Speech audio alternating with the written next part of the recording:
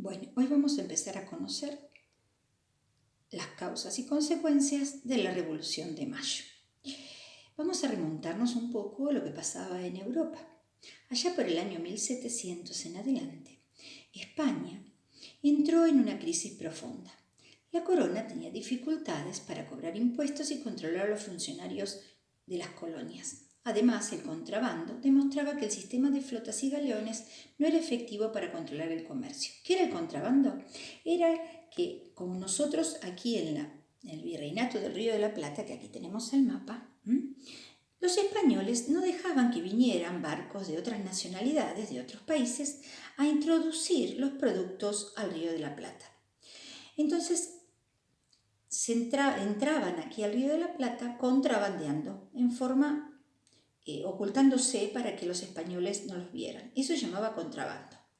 A partir de allí, la imagen que vemos es la de los virreinatos que había creado España para controlar los territorios. El primero que formó fue el Virreinato de Nueva España. Después siguió con los virreinatos de Nueva Granada y el del Perú. Y por último el Virreinato del Río de la Plata, donde pertenecemos nosotros. ¿Qué hizo España? Hizo reformas borbónicas. ¿Qué se llama esto como reformas borbónicas? Fueron reformas que hicieron los reyes de la dinastía de los Borbones, ¿sí? Para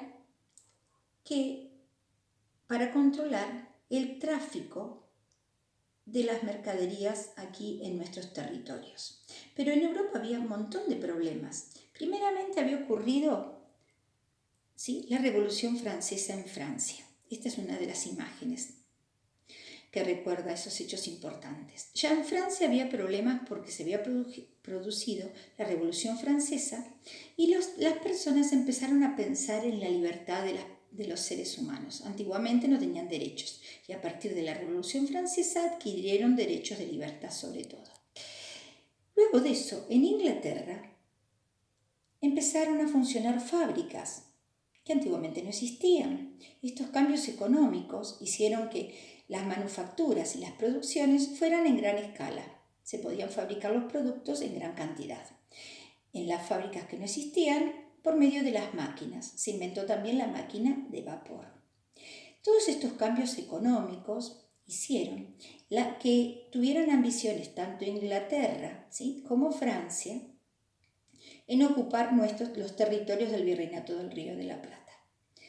Se peleaban entre ellas estas potencias y aquí surge, por ejemplo, la imagen de este señor que es Carlos III, que reinó entre el año 1759 y 1788 y fue uno de los que propuso estos cambios borbónicos que, como les dije anteriormente, ¿sí?, eran cambios en las colonias, sobre todo en la forma de comercio, cómo entraban los productos aquí. En este momento, entonces, Buenos Aires toma una gran importancia. Aquí tenemos la ciudad de Buenos Aires en la época colonial. Era un puerto muy codiciado porque entraban y salían las mercaderías para el virreinato. Como verán, se ve el río. Esta zona que está aquí en esta imagen es la que actualmente está la Casa de Gobierno, la Casa Rosada y Puerto Madero. Fíjense qué diferentes que eran. Estaban las carretas tiradas por bueyes, los aguateros que iban a cargar sus tanques para llevar agua y venderlas en los vecindarios, las calles eran de tierra, las negras esclavas iban al río a lavar la ropa. ¿Se acuerdan que yo les conté que los esclavos eran comprados aquí mismo en el puerto? Bajaban de los barcos, los paraban y venían los que querían comprar esclavos, sobre todo los españoles adinerados de la época, y compraban los esclavos como si fueran mercadería. Todo esto que yo les conté anteriormente eran los conflictos que había en Europa. La Revolución Francesa, la Revolución Industrial en Inglaterra, y en España había ocurrido algo importante que repercutió muy seriamente en nuestro territorio. ¿Qué había pasado? Aquí lo tenemos. Estaba Fernando VII en el trono.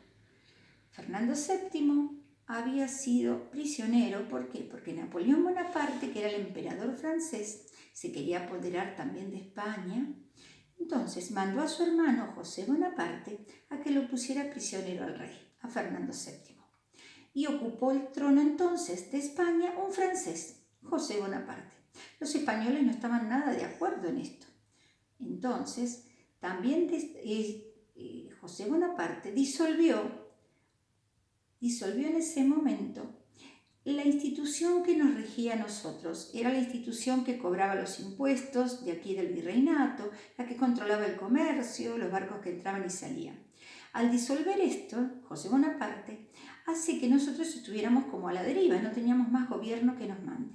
Después de 3 meses, que eso es lo que tardaban los barcos en llegar aquí al virreinato, llegan las noticias de que Fernando VII no estaba más en el trono y empiezan a contagiar a los criollos en estas ganas de decir, bueno, ya que no tenemos más rey que nos mande, es el momento de realizar la revolución.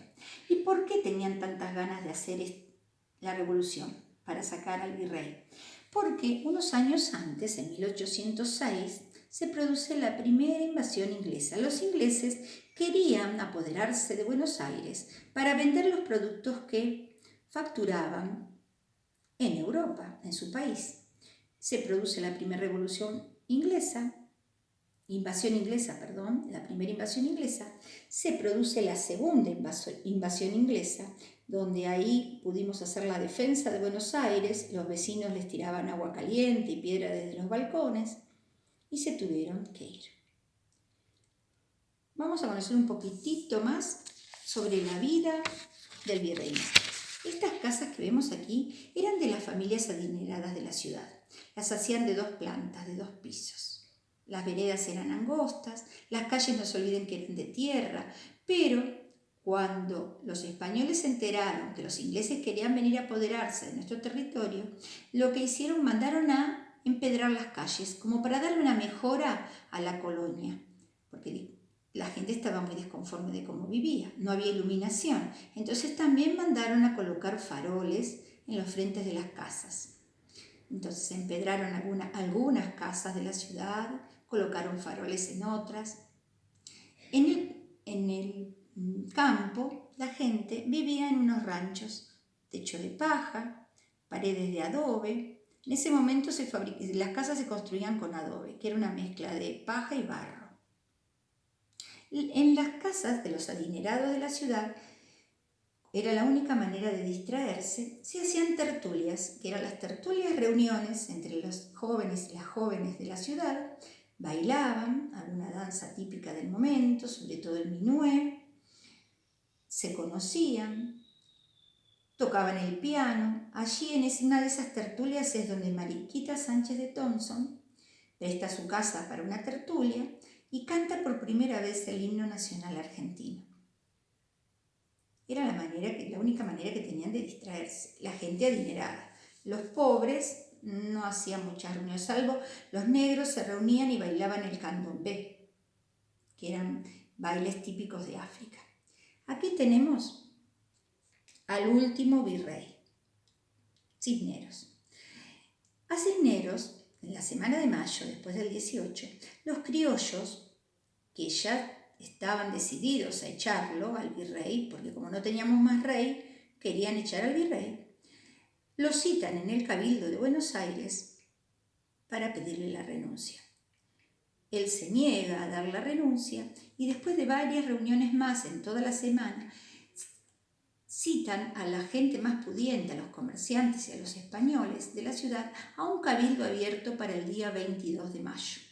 Ese día 22 de mayo fue fundamental porque le piden la renuncia a Cisneros, lo hacen renunciar un 22 de mayo, para después, luego de 3 días más, se forma un grupo de criollos, forman la primera junta de gobierno patrio.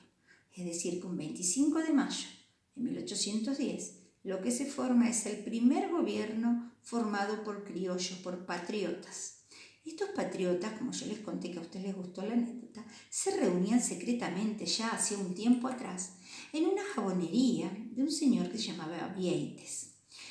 En los sótanos de esta jabonería se reunían todos los que después hicieron la Revolución de Mayo. Ahí teníamos a Moreno, a Belgrano, a Castelli.